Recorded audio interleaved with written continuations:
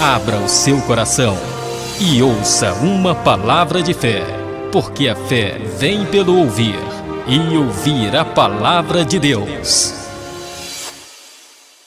E eu queria convidá-los desde já a abrir naquele que é o texto mais importante para a gente falar sobre a preexistência de Jesus, que é o Evangelho de João, capítulo 1. Evangelho de João, capítulo 1. Qual é o ensino? Um só. E tudo que a gente vai falar aqui é apenas para fundamentar, reforçar, solidificar este ensino. Que ensino é este? Contemplar o Cristo pré-existente é contemplar o Cristo que revela o Deus Trino. Eu vou repetir. Contemplar o Cristo pré-existente, que existe antes da criação do mundo, é contemplar o Cristo que revela o Pai, que revela o Espírito e que revela nele mesmo o Filho. Contemplar o Cristo pré-existente é contemplar o Cristo que revela a Trindade. Diz assim a palavra de Deus: no princípio era o Verbo, e o Verbo estava com Deus, e o Verbo era Deus. Ele estava no princípio com Deus. Todas as coisas foram feitas por meio dele, e sem ele nada do que foi feito se fez. A vida estava nele, e a vida era a luz dos homens.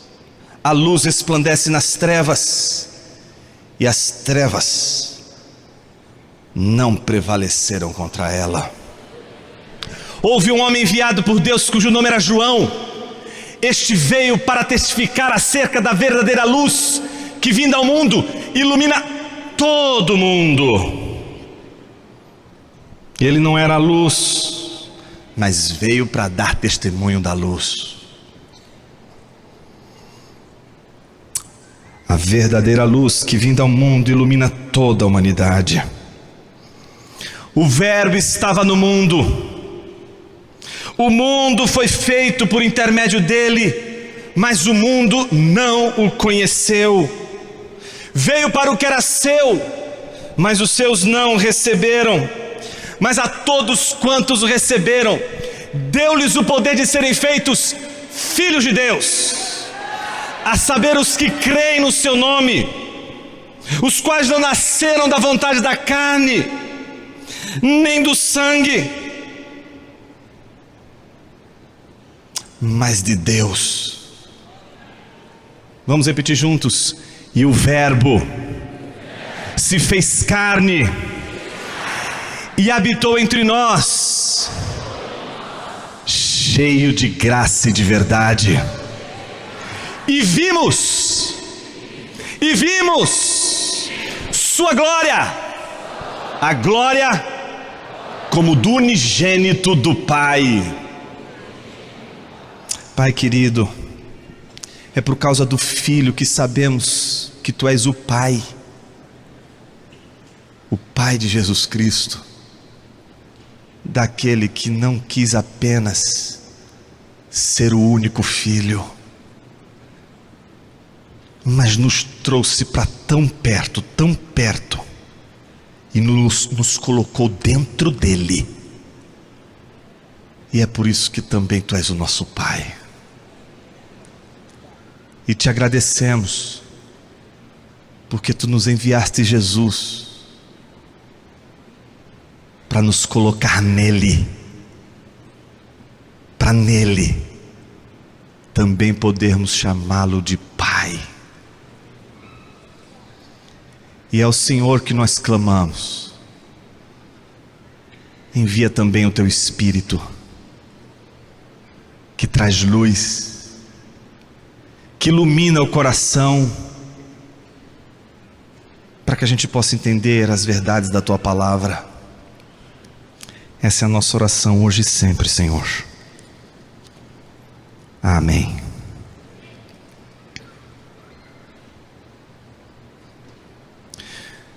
O que a Trindade fazia antes de criar o mundo?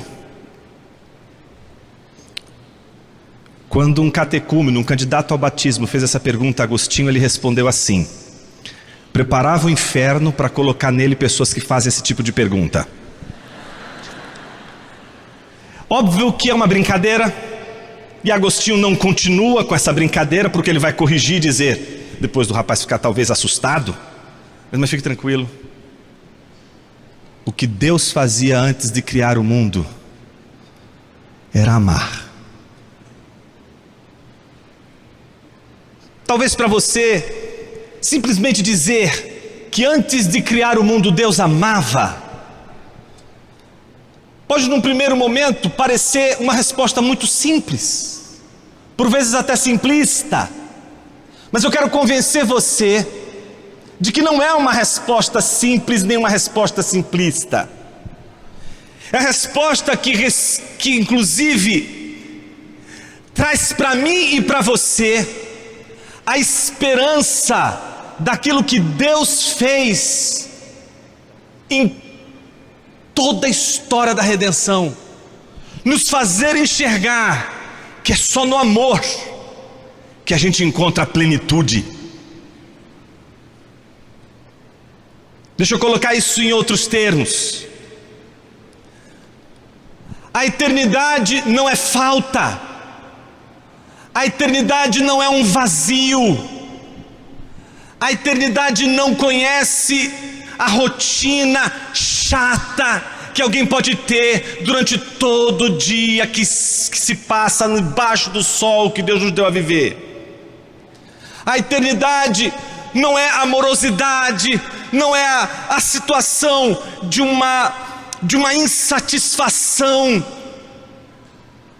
de uma espécie de tédio, que afinal, pensa você conviver pela eternidade com mais duas pessoas. Alguém poderia dizer assim: puxa vida, será que em nenhum momento eles sentiam falta de nada? Será que em algum momento os três ali não olham um para a cara do outro e dizem assim: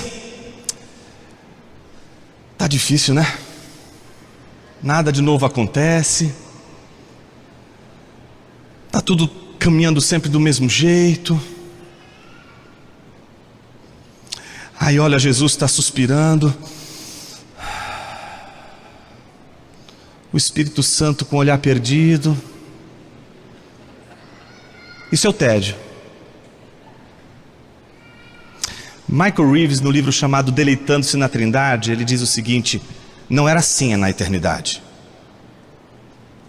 Na eternidade nós não encontramos as três pessoas da Trindade reunidas no conselho divino, dizendo o seguinte: não dá mais, acabou, vamos acabar com esse negócio desse tédio, a vida precisa mudar, a gente precisa esquentar a relação. Então imagina um olhando para a cara do outro dizendo assim: a gente precisa fazer alguma coisa dinâmica, a gente precisa trazer alguma coisa nova, a gente precisa de algo novo, para a gente poder ficar um pouco mais animado, está muito chato isso aqui. Aí alguém chega lá no meio da Trindade dos três assim: já sei, vamos criar um mundo e botar um monte de gente estúpida nele, para que eles possam fazer um monte de besteira e a gente poder consertar as coisas. Isso vai tornar a nossa vida um pouco mais interessante, vai tornar talvez o mundo mais interessante. E então Deus disse assim: boa ideia, vamos fazer o mundo. E então dali em diante, com a criação, resolveu-se o problema da infelicidade, da insatisfação, do tédio, do vazio trinitário. Esse não é o Deus da Bíblia. O Deus da Bíblia não sofre de insatisfação. A eternidade para o Deus da Bíblia não é, portanto, falta de nada. Mas somos nós que não conseguimos entender a criação, porque somos nós que não conseguimos entender o que é fazer algo para o outro quando temos tudo.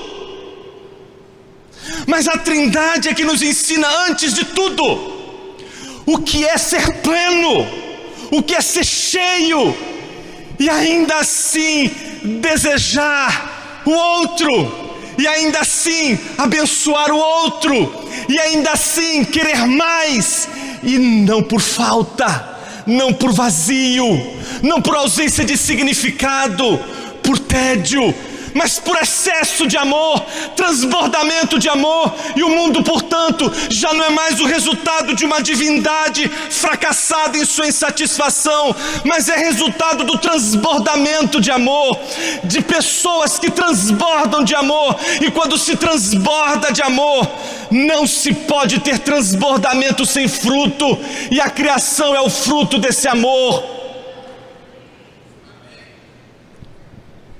Portanto, a criação de Deus é transbordamento.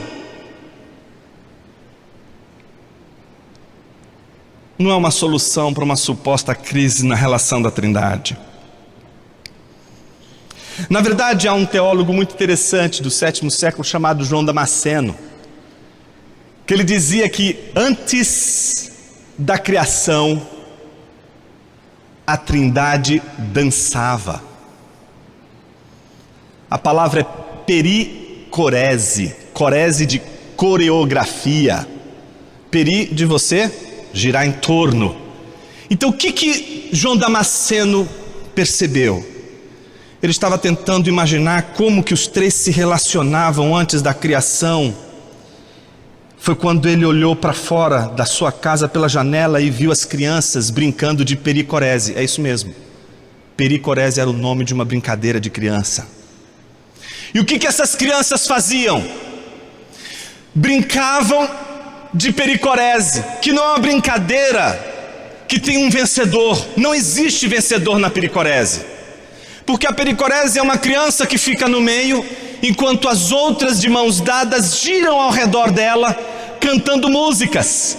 E aí dali a pouco quem está no meio escolhe uma, joga para dentro enquanto ela vai e dá a mão para outra. E aí agora todas as outras crianças começam a dançar e a cantar para essa criança que está no centro, e assim por diante. João Damasceno voltou para a prancheta e voltou a escrever sobre o que a Trindade fazia. Ele dizia: os três dançavam. O Pai e o Filho amavam o Espírito. O Filho e o Espírito amavam o Pai. O Espírito e o Pai amavam o Filho, e o Espírito e o Filho amavam o Pai. O Pai e o Filho amavam o Espírito, o Filho e o Espírito amavam o Pai. Ou seja, todos eles estão amando alguém, todos eles estão entregando para alguém. Ninguém toma nada de ninguém, todo mundo dá e todo mundo recebe. O Pai e o Filho se doam ao Espírito, o Filho e o Espírito se doam ao Filho, o Espírito e o Filho se doam ao Pai. Todo mundo dá, todo mundo recebe, não há falta, não sobra e também não falta. Eles têm tudo o que precisam. Isso é plenitude. Essa é a dança da Trindade.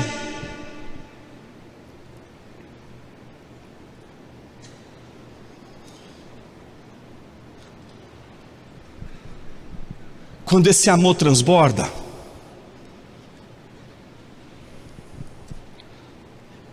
João Damasceno diz que ele está expresso na criação do homem. Quando o Pai, o Filho e o Espírito dançam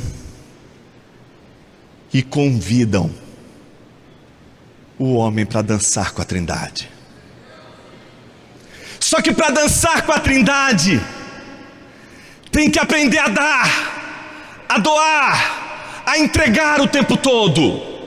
Ninguém toma nada, ninguém tira nada, ninguém pega nada do outro, todo mundo recebe. É como a ceia, você não mete a mão e pega, alguém vai te serve.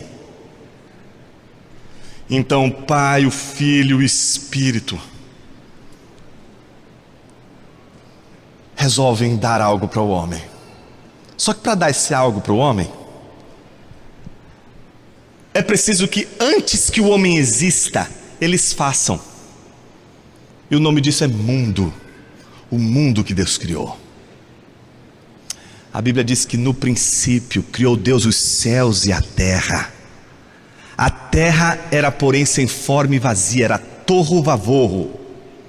Torro vavorro não é uma expressão que diz respeito a mero caos, a uma ideia de sem forma e algo disforme. Não, é algo simplesmente desértico, vazio. A ideia do torro vavorro em outras passagens da Bíblia é mostrar que é um deserto árido, inóspito, lugar onde as pessoas não é adequado para as pessoas viverem, é um lugar vazio. E o que você vai ver na criação é um movimento de dança, de doação e de plenitude.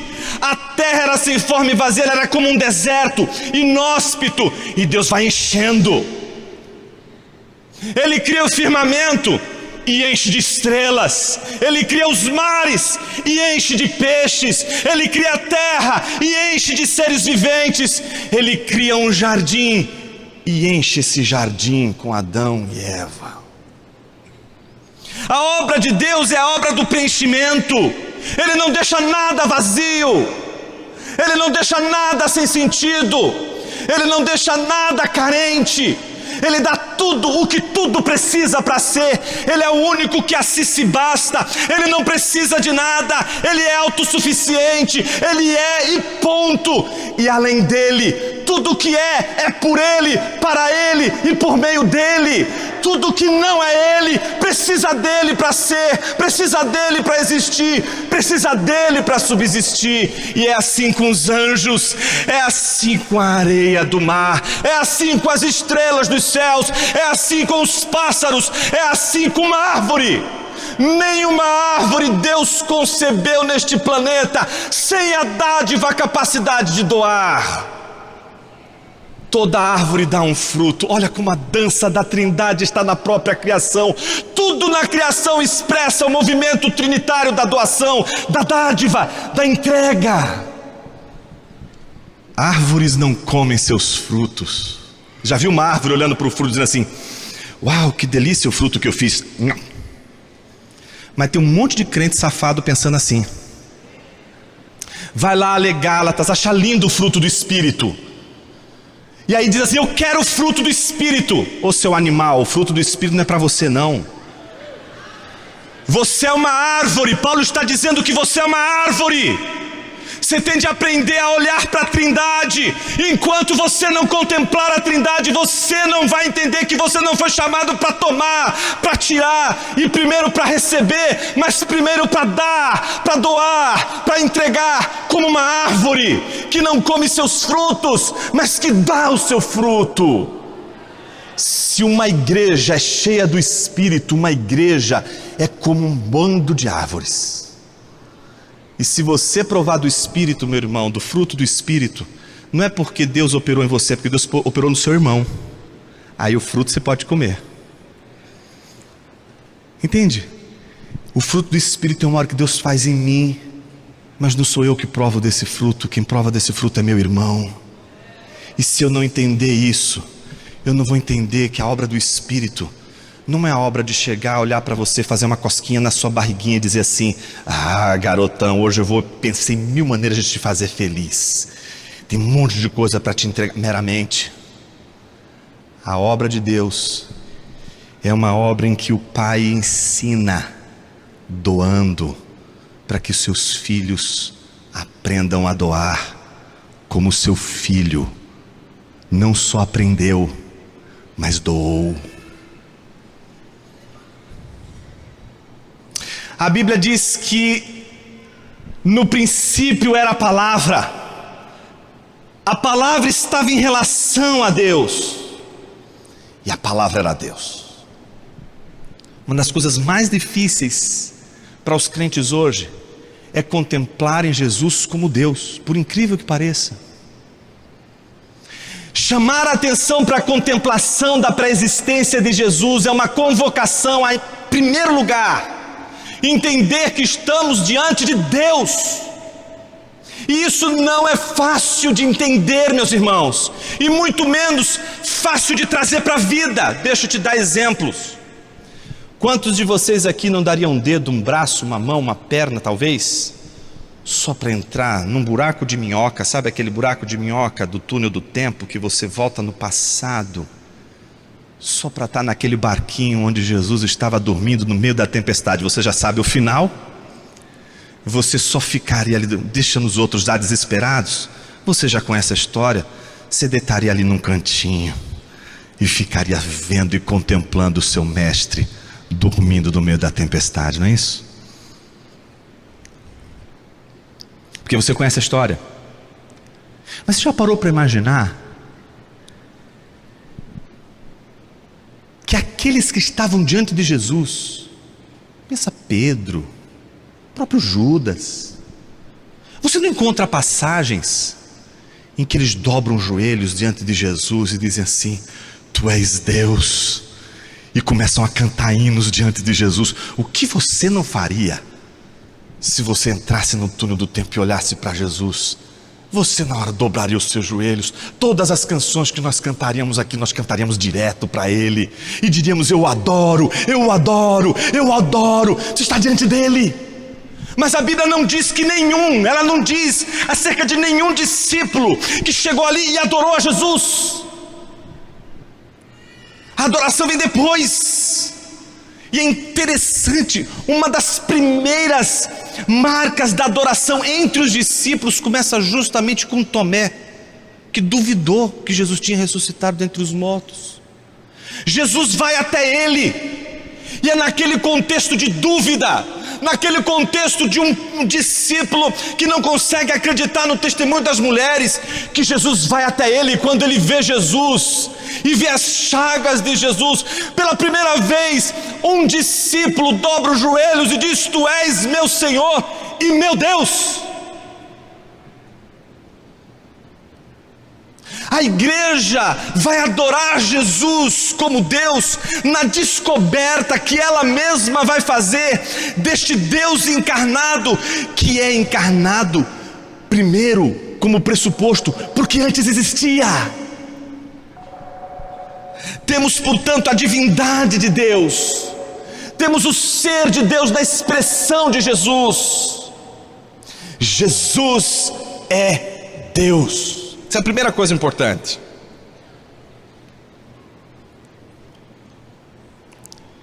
E não é fácil, meus irmãos. Às vezes a gente vai conversar com irmãos de igreja, muito tempo de igreja, aí vem conversar: e aí, como é que tá? Bem, beleza e tal. Você conhece o Evangelho? Conheço o Evangelho, estou chegando agora na igreja. Muito bem. Quem é Jesus para você? Jesus é amor. E para nisso. Não, mas que mais? Jesus morreu na cruz por mim. Jesus é bondoso, Jesus é misericordioso. Mas por que é difícil dizer que Jesus é Deus? Porque isso traz implicações terríveis para o discipulado. Não é fácil seguir Deus, meus irmãos.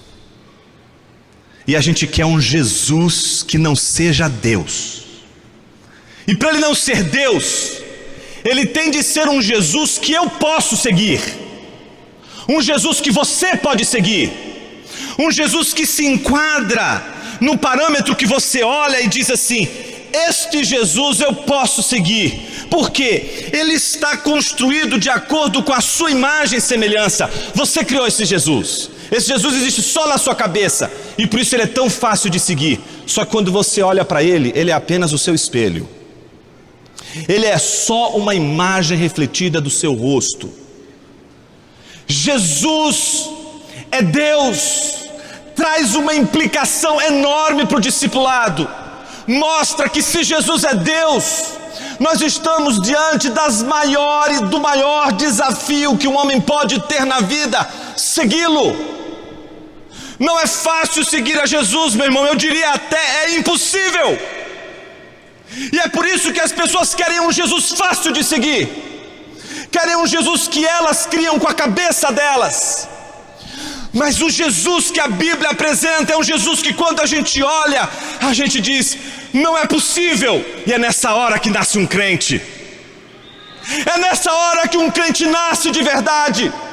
Quando ele, depois de desistir dos falsos cristos que ele criou com a mente, e ele se depara com as Escrituras e vê a grandeza de Jesus, ele diz: eu não posso ser como Jesus, eu não posso segui-lo, eu não consigo segui-lo, ele está muito além de mim, eu não vou consegui-lo. Aleluia, nasceu um crente.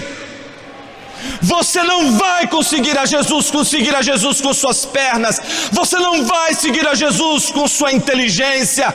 Você vai seguir a Jesus com a graça de Deus. Ele sabe que você não vai segui-lo sem a ajuda dele. Até para seguir a Jesus, você vai precisar de Jesus.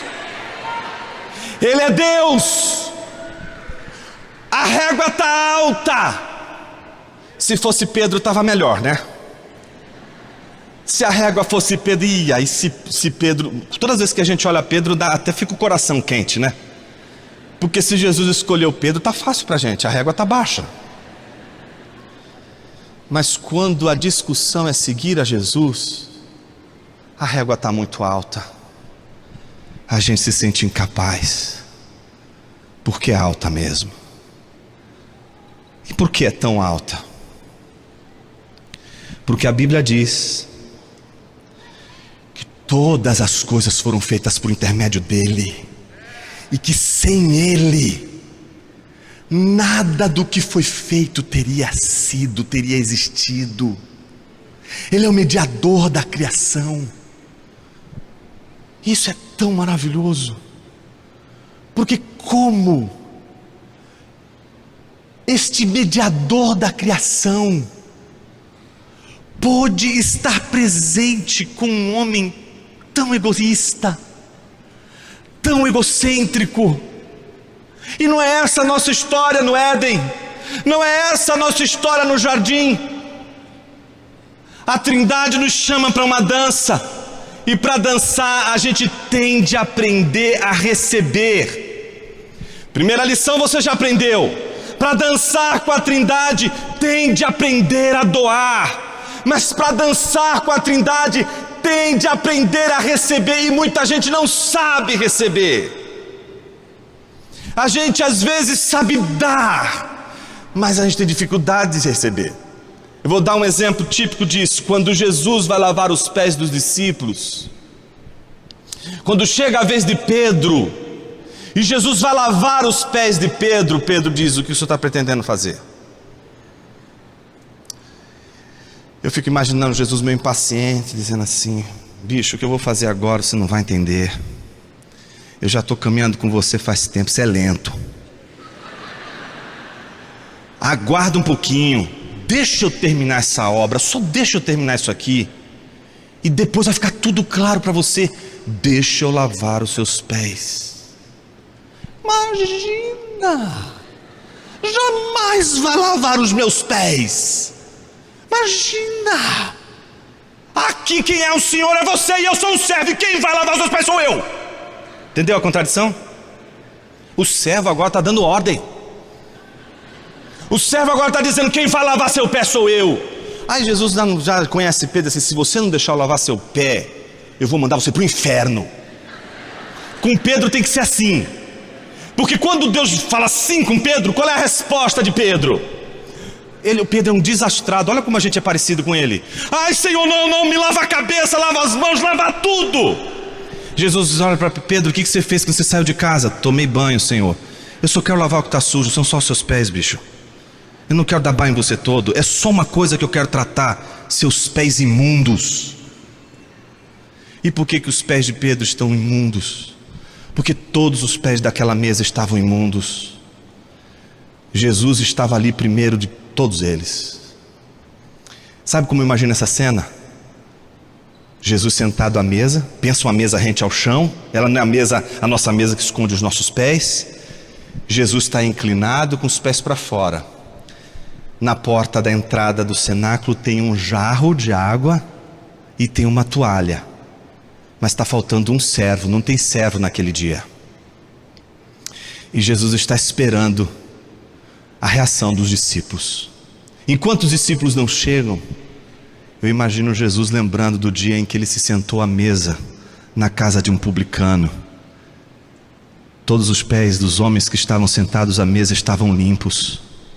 Mas quando Jesus chegou à casa de Simão, Simão não permitiu que o seu servo lavasse os pés de Jesus, e Jesus se sentou à mesa. E era o único naquele dia com os pés sujos. E todo mundo tinha visto isso.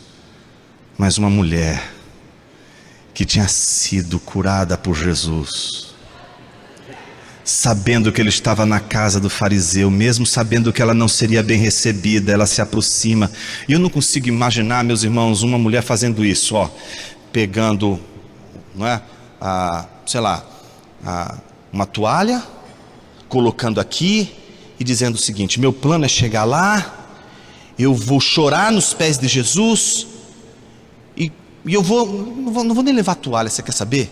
Eu vou enxugar mesmo com os cabelos, deixa essa toalha aqui, e vou enxugar com meus próprios cabelos. Não, meus irmãos, aquilo é tudo improviso. Ela não esperava fazer nada daquilo, ela só queria fazer uma coisa.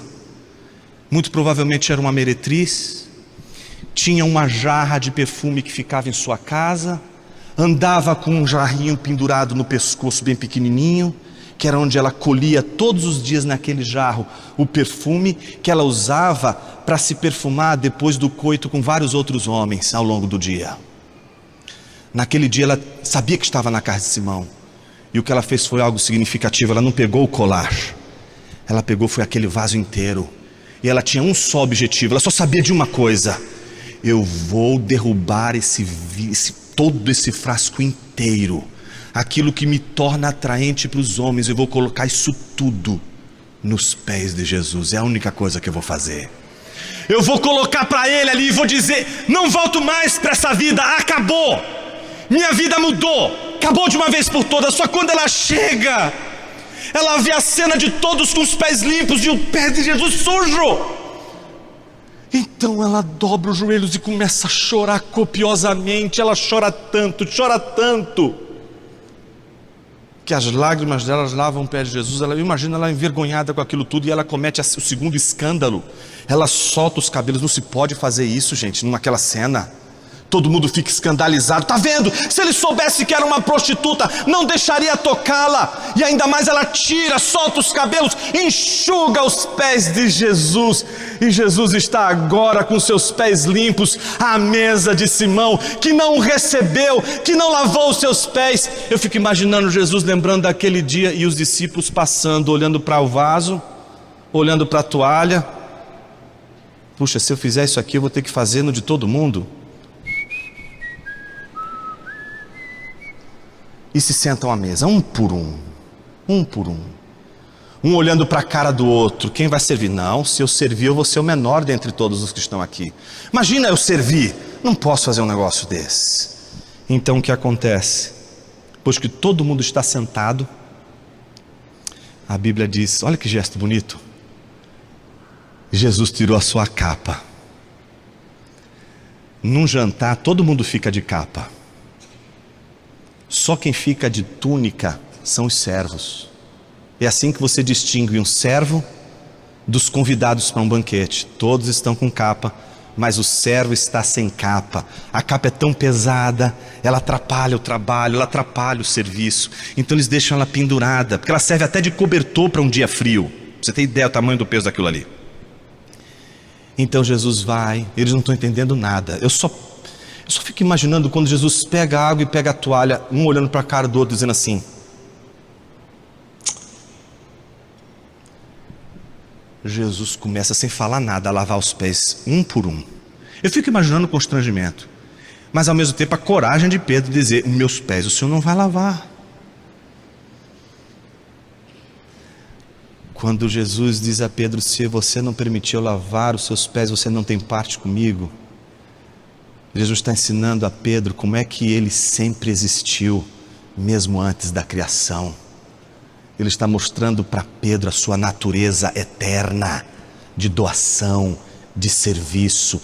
Jesus não passa a servir quando ele cria o mundo e nos dá o mundo e um jardim. Jesus já servia ao Pai e ao Filho na eternidade, assim como o Pai e o Filho serviam ao Espírito desde a eternidade, assim como o Espírito e o Filho serviam ao Pai desde a eternidade. Então, depois de ter limpado os pés de todo mundo, mais uma vez, Jesus se senta à mesa com os pés sujos, veste a sua capa e diz para eles: vocês entenderam o que hoje eu fiz? Você pode lavar os seus pés, você pode fazer as coisas do seu jeito, mas você tem de aprender a receber. Você tem de aprender a ter seus pés lavados. Você pode fazer as coisas, você pode fazer do seu jeito, você pode fazer da sua maneira, mas o que a Trindade ensina desde o início é que quem não aprende a dar, também não aprende a receber. Não recebe apenas quem é necessitado, recebe também aquele que está transbordando. E é isso que a gente não entende. Quando Deus nos dá algo, a gente acha que agora a gente tem que só dar. E aí são pessoas generosas, receberam muito e estão dando. Mas quando se trata de receber, elas: não, meu irmão, eu não preciso. Não, minha irmã, eu não preciso. É preciso aprender a receber. É preciso deixar os pés serem lavados, mesmo quando você pode lavar os seus pés, mesmo quando você tem dinheiro para lavar os seus pés, mesmo quando você tem condições para fazer com os seus pés. Tem de aprender a receber, mesmo que você seja cheio, mesmo que você seja farto. Isso não é fácil. Jesus está tentando ensinar a eternidade para um jovem mão de vaca, que brigou com o irmão e que chega para Jesus e diz assim: Jesus, manda o meu irmão, dá a minha parte que me cabe na herança. Jesus: acaso eu sou juiz para julgar entre você e seu irmão? Jesus se vira para a multidão, não dá nem atenção para o jovem, fala com a multidão e conta uma história de um jovem rico, que ele já era rico, ele já era poderoso, ele já tinha um celeiro farto. Mas sabe o que aconteceu? Ele não fez nada de extraordinário, ele não fez uma campanha, ele não fez um empreendimento, ele não fez assim: nossa, minha empresa está indo muito bem, está muito cheia de coisas aqui, está tudo repleto, está próspero, etc. Mas eu acho que eu posso dobrar isso aqui.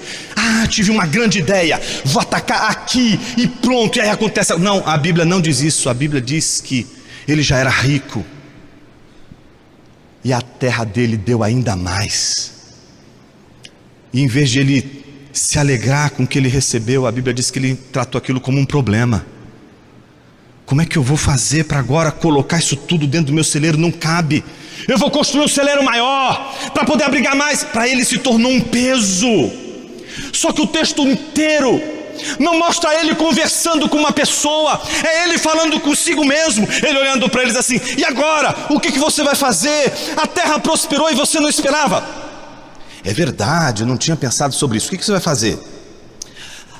Cara, eu acho que você tem um grande problema, mas você precisa dar um jeito. Por que você não destrói todo aquele armazém e dobra ele?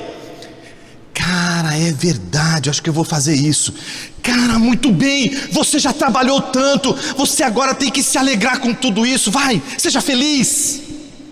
Um homem ensimesmado, vive só para si mesmo, é autoabsorsivo, ele não consegue se bastar, e por isso ele quer se engolir se fosse possível. Termina sozinho. Jesus diz: louco, essa noite perderão a tua alma.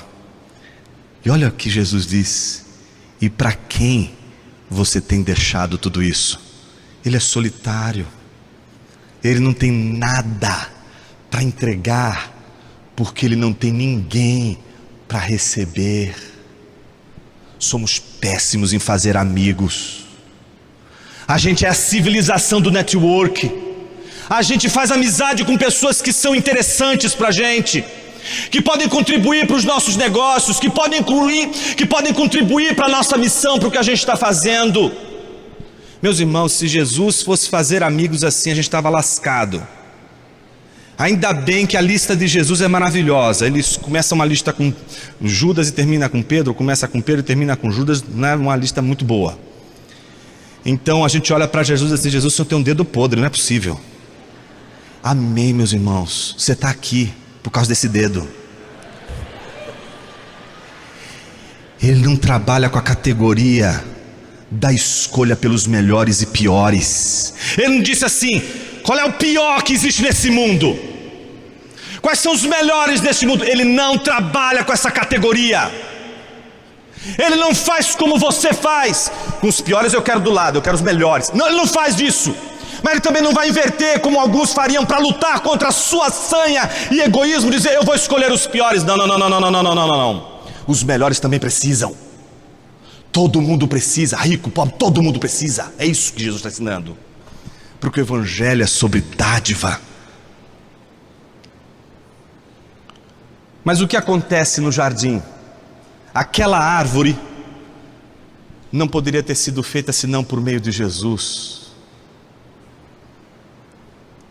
E a ordem era a seguinte: de todas as árvores desse jardim você pode comer do fruto, mas desta aqui não.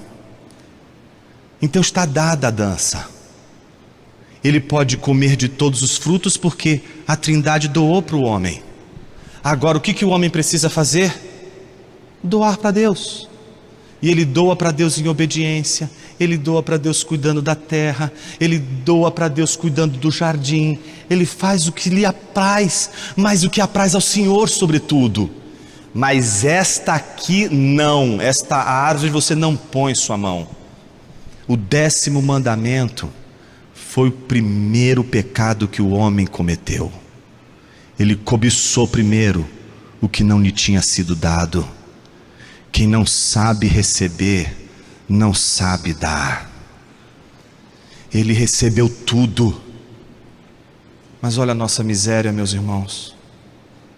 Mesmo tendo tudo, a gente quer mais e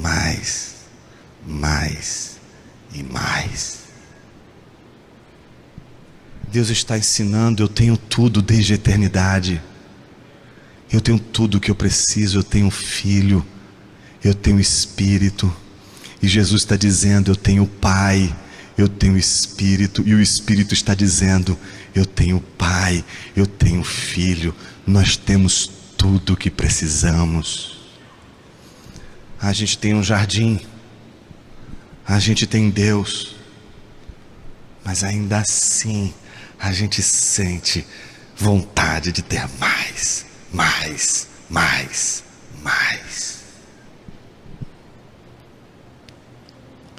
Então o homem desaba. Estava dançando bonitinho no palco do jardim e capota.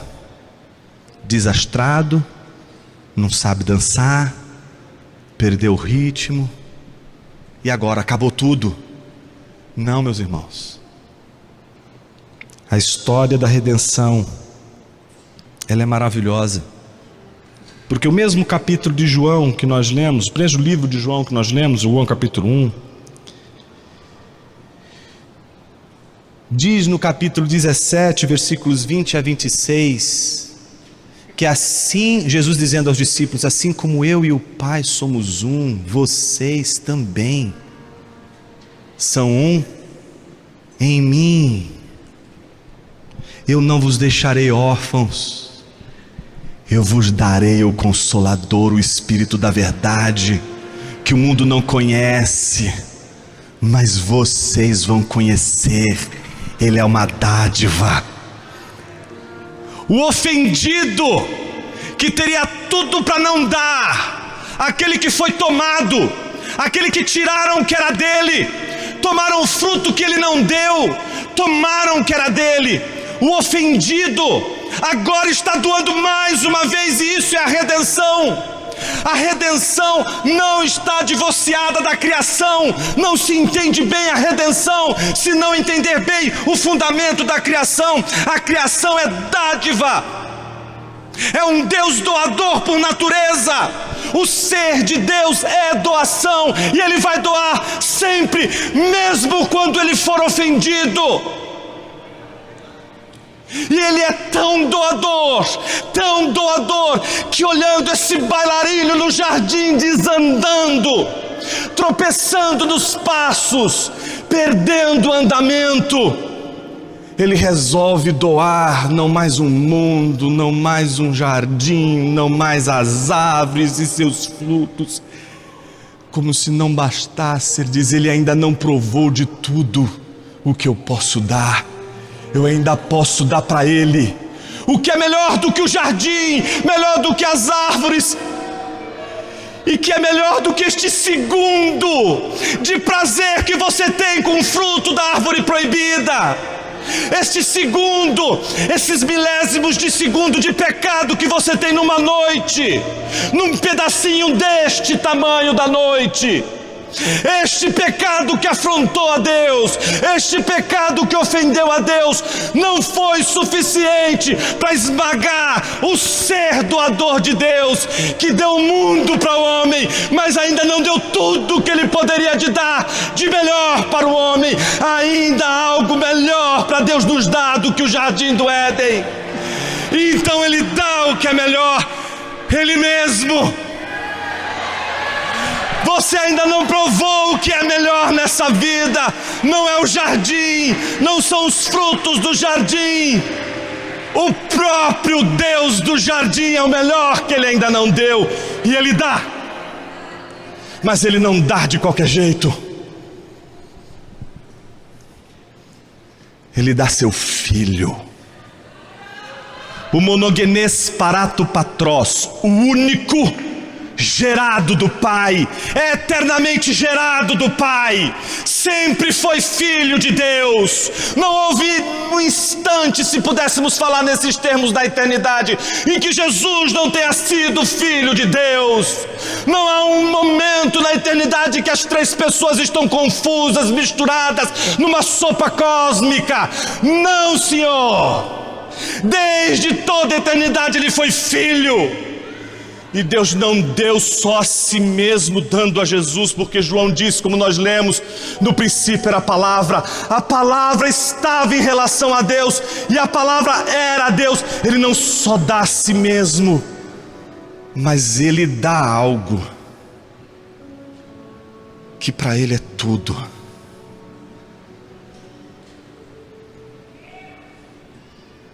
Se você perguntar o que é mais importante para o pai, ele nunca vai ser um idólatra, porque o mais importante para o pai é o filho e o espírito.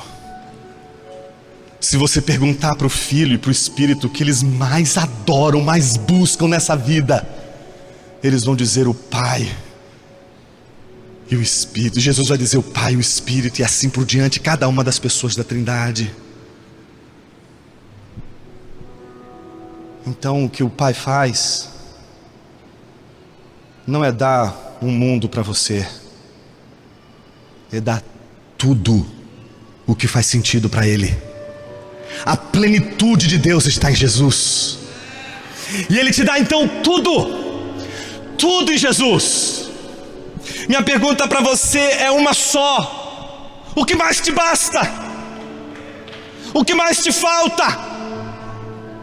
Se você já tem tudo o que Deus quer para a eternidade, e que Ele sempre teve, mas que pelo menos no instante da cruz Ele precisou ouvir o Filho dizer: Pai, Deus meu, por que me desamparaste? E assim o faz, não porque Ele não ama mais o seu Filho, mas porque agora no Filho está também aquele dançarino desastrado. Fomos crucificados com Cristo naquela cruz. Você tem de se ver pendurado naquela cruz, porque se você não se ver pendurado naquela cruz, você vai ver o velho homem pendurado numa cruz dizendo para você: piedade de mim, me dá só um pouquinho de água. E aí você vai ter piedade do velho homem pendurado na cruz com Cristo, e vai dar água para ele, vai dar comida para ele, e ele não pode ser alimentado. Seja intolerante com ele, como os homens foram com teu Senhor. Dê fel ao velho homem pendurado no madeiro, mas não lhe dê água. Não alimente aquele que não sabe dar e só sabe tomar, cobiçar, tirar. Não vos deixarei órfãos, enviarei o Consolador. Como que a gente termina? Com isso aqui, ó. O que é isso aqui, ó? Consegue ver o que está aqui em cima de mim, apontando para mim?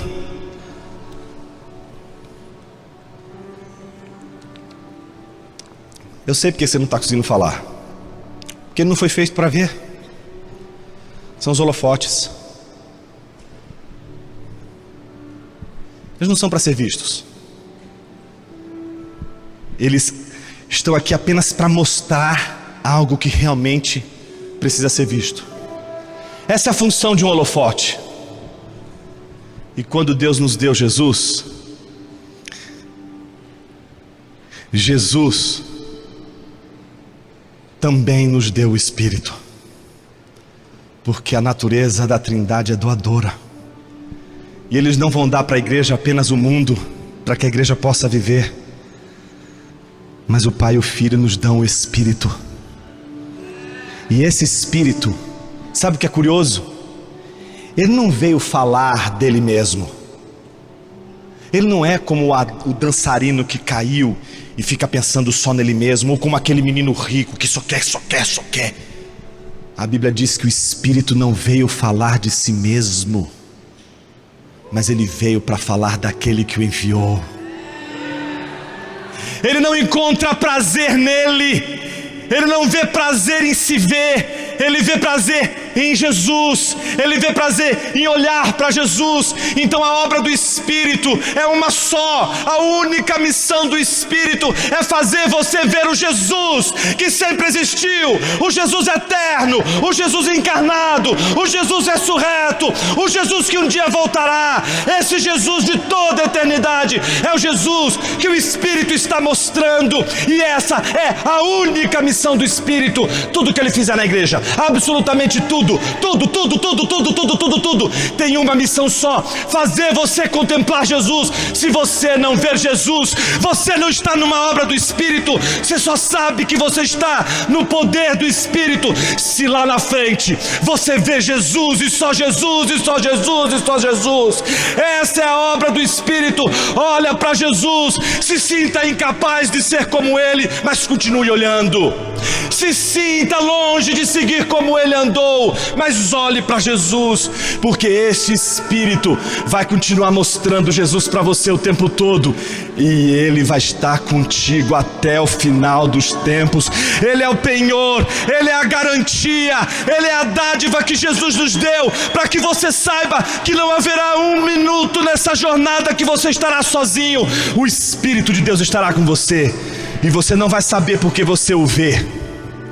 Você não vai saber porque você contempla o Espírito. Você vai saber porque você vê Jesus, porque você contempla o Espírito. E aí você vai dizer: o Espírito está fazendo a obra, eu estou vendo Jesus. Se você buscar o Espírito Santo hoje, ele vai dizer: não sou eu, é ele. Busca Jesus, adora Jesus. Seja agora você, igreja, uma cópia do Espírito Santo. Não fale de si mesmo, não fale de suas obras. Você não é o tema do Evangelho. O tema do Evangelho é Jesus. Seja como o Espírito de Deus. Olha para Jesus e faça com que o mundo veja Jesus. A igreja é um holofote. A igreja é também doadora. A igreja também tem de aprender a se dar. E ela se dá com um só objetivo: não para ter, porque ela já sabe que tem tudo. Ela tem Jesus.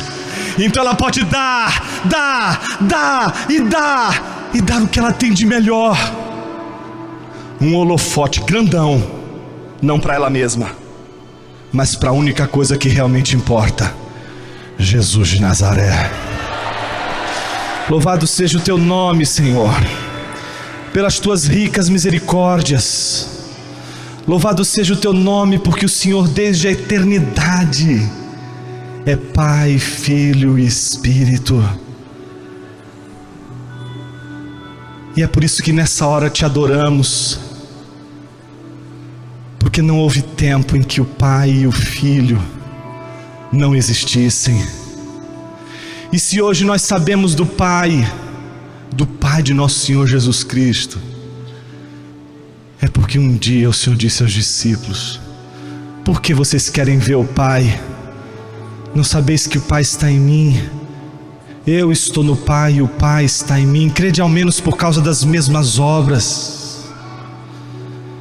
Ó Senhor, perdão pelas vezes que nós olhamos para o Senhor e esquecemos que antes de o Senhor ser aquele que faz tudo o que precisamos e queremos, o Senhor foi uma dádiva. O Senhor foi também o doador. Que coisa linda saber que aquilo que era mais rico, o Senhor deu, o seu Filho. Esse é o nosso tesouro, Senhor.